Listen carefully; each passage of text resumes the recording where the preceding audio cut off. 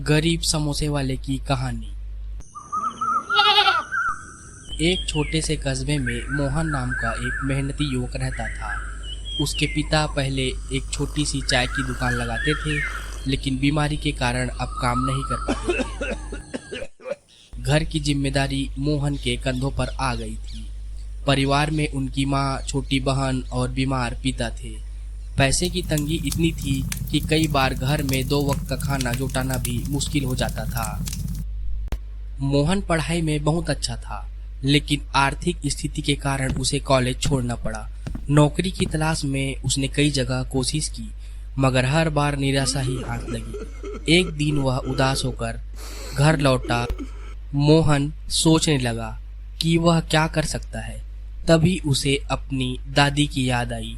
दादी ऐसे स्वादिष्ट समोसे बनाती थी कि दूर दूर से लोग खाने आते थे। बचपन में मोहन ने उनसे समोसे बनाना सीखा था। अगले ही दिन उसने फैसला किया कि वह समोसे बेचकर अपना व्यवसाय शुरू करेगा, लेकिन समस्या यह थी कि उसके पास पूंजी नहीं थी। उसने अपनी पुरानी साइकिल बेची और उससे मिले पैसों से आलू, मैदा, मसाले और तेल खरीदा। माँ ने घर के पुराने बर्तन निकाल दिए। रात भर मोहन और उसकी माँ समोसे तैयार करते रहे। सुबह होते ही मोहन बस स्टैंड के पास एक छोटे से ठेले पर समोसे बेचने पहुंच गया। पहले दिन लोगों ने ज़्यादा ध्यान नहीं दिया।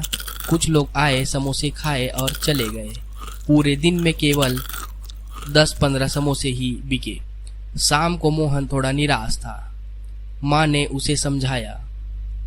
मोहन ने हिम्मत नहीं हारी। अगले दिन उसने समोसों की गुणवत्ता और बेहतर की। उसने मसालों का संतुलन बदला और साथ में घर की बनी हरी चटनी भी रखी। अब जो ग्राहक आते थे वे स्वाद की तारीफ करते।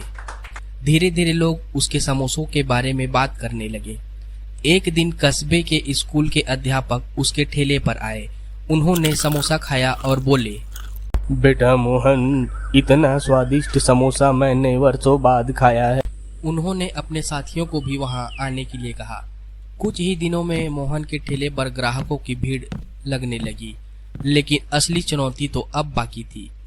कस्बे में पहले से एक बड़ा नाश्ते का होटल था। उसके मालिक गिरधारी लाल को मोहन की बढ़ती लोकप्रियता पसंद नहीं आई। उन्होंने सोचा कि अगर ऐसा ही चलता रहा तो उनके ग्राहक भी कम हो जाएंगे। उन्होंने अपने कर्मचारियों से अफवाह फैलाना शुरू कर दी कि मोहन के समोसे अच्छे नहीं हैं। कुछ दिनों तक बिक्री कम हो गई। लोगों के मन में संदेह पैदा हो गया। मोहन परेशान था, लेकिन उसने गुस्सा करने के बजाय एक अलग रास्ता चुना। उसने अपने ठेले पर एक बोर्ड लगा दिया, यदि समोसा पसंद न आए तो पैसे वापस। लोग उत्सुकता से आने लगे। उन्होंने समोसे खाए और पाया कि अफवाह झूठी थी। ग्राहक फिर लौट आए। अब मोहन पहले से ज्यादा लोकप्रिय हो गया। एक दिन कस्बे में एक प्रसिद्ध फूड ब्लॉगर आया। वह स्थानीय व्यंजनों पर वीडियो बनाता था। लोगों ने उसे मोहन के समोसों के बारे में बताया। ब्लॉगर ने समोसा चखा। पहला कौर खाते ही उसकी आंखें चमक उठी। उसने कहा, वाओ, ये सिर्फ समोसा नहीं, स्वाद और मेहनत की कहानी है। उसने अपने सोशल मीडिया चैनल पर मोहन के ठेले का वीडियो अपलोड कर दिया। वीडियो कुछ ही दिनों में लाखों लोगों तक पहुंच गया। अब आसपास के शहरों में भी लोग मोहन के समोसे खाने आने लगे। मोहन ने अपनी कमाई से एक छोटी दुकान किराए पर ली। वहां उसने साफ सुथरी व्यवस्था की और कई युवाओं को रोजगार दिया। समय बीतता गया।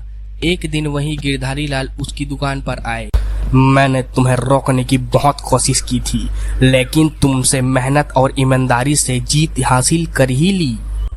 मोहन मुस्कुराया और बोला, व्यापार में प्रतिस्पर्धा हो सकती है सेठ, दुश्मनी नहीं। इसी तरह गिरधारी लाल का घमंड टूट गया। धीरे धीरे मोहन ने मेहनत करके गिरधारी लाल से बड़ा होटल खोल दिया।